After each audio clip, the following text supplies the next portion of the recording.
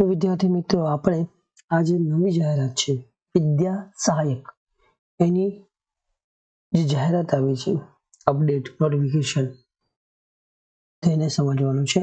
જે જરૂરિયાત હોય જેમને જરૂરિયાત છે વિદ્યા સહાયકની તેમના માટે ખાસ છે। જે પહેલી જાહેરાત છે જોઈએ છે એમાં શ્રી મ.ગ. પટેલ સર્વોદય કેન્દ્ર છે અમીરગઢ સંચાલિત આદિજાતિ આશ્રમ શાળા અમીરગઢ તાલુકો અમીરગઢ છે જિલ્લો બનાસકાંઠા છે।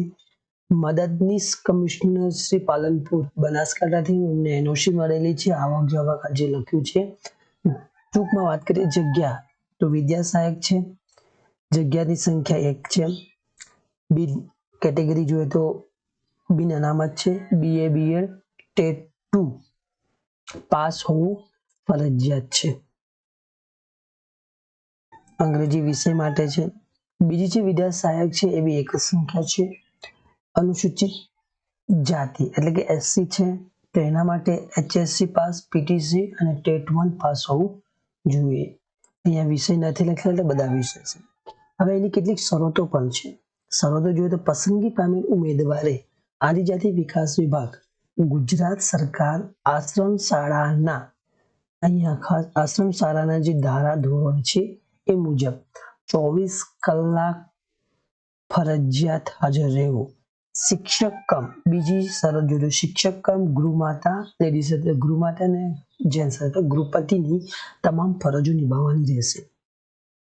બીજું છે કે ઉમેદવાર અરજી પત્રક સાથે પોતાનું નામ સરનામું મોબાઈલ નંબર જન્મ તારીખ શૈક્ષણિક લાયકાત ટકા સહિત ટેટ 1 હોય ટેટ 2 હોય તેમજ કોમ્પ્યુટરની નિયત પરીક્ષા પાસ કર્યાનો સ્પષ્ટ ઉલ્લેખ હોય તેવા પ્રમાણિત નકલ સાથે જોડવાના છે। ત્રીજી વય મર્યાદા ખાસ જોઈ લેજો વય મર્યાદા સરકારશ્રીની વખતો વખત ધારા ધોરણ મુજબ હોવા જોઈએ। વય મર્યાદા પણ સરકારની ધારા ધોરણ મુજબ હશે તેને લાયક ગણાવશે। વય મર્યાદા ચૂકી ગયા હોય તો તેઓ લાયક ગણાશે નહીં। સરકારશ્રીની વખતો વખતના પ્રવર્તમાન નિયમો અનુસાર 5 વર્ષનો ફિક્સ પગાર મળવાપાત્ર છે। અહીં આગળ સીપીએફ યોજનાનો પણ તેમને લાભ મળશે। અરજી કઈ રીતે કરવાની તે રજીસ્ટર એડીથી કરવાની છે। કેટલા દિવસની તારીખ તો 10 દિવસની અંદર તમારે કરવાની રહેશે। બીજું કે આમાં રૂબરૂ અરજી કરવા માન્ય ગણાશે નહીં। સમય મર્યાદા ચૂકી ગયા પછી કોઈ અરજી હશે તો એ પણ ગણવામાં આવશે નહીં। એટલે તમારે રજીસ્ટર એડીથી જ કરવાની છે। રૂબરૂ અરજી આપશો તો માન્ય ગણાશે નહીં। મર્યાદા બાદ કરશો તો ગણાશે નહીં। ફાજલનું રક્ષણ મળવા પાત્ર નથી। ઉમેદવાર અરજી એક નકલ આદિજાતિ વિકાસ અધિકારી આશ્રમ શાળા કચેરીને તમે ગાંધીનગર રવાના કરી શકો છો।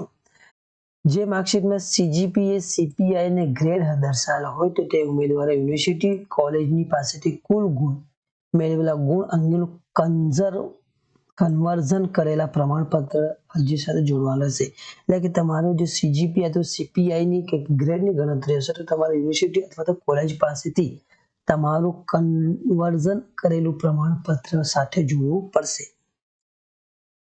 એડ્રેસ જોઈ લઈએ તો શ્રી મ.ગ. પટેલ સર્વોદય કેન્દ્ર અમીરગઢ છે મુકામ પોસ્ટ અમીરગઢ છે જિલ્લો બનાસકાંઠા પિનકોડ 385130 છે। આદિજાતિ વિકાસ અધિકારી જોઈએ આશ્રમ શાળા block number 45 6 type sector 17 Gandhinagar pincode છે 3816।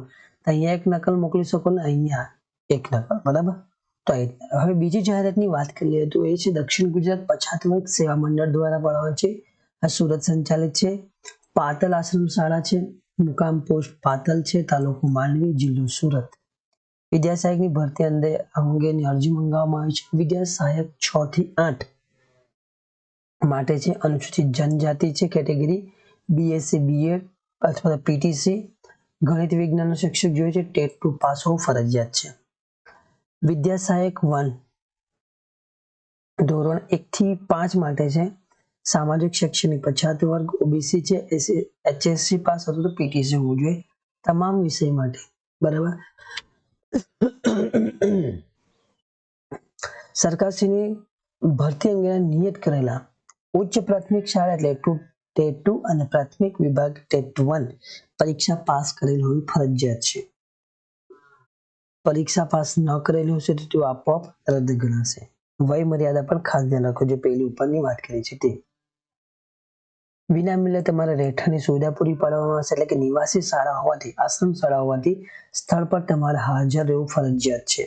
તમારે શિક્ષક કમ ગૃહપતિ અને ગૃહમાતા બંનેની ફરજ બજાવવાની રહેશે. નિયમો ચુસ્તપણે પાલન કરવાનું રહેશે.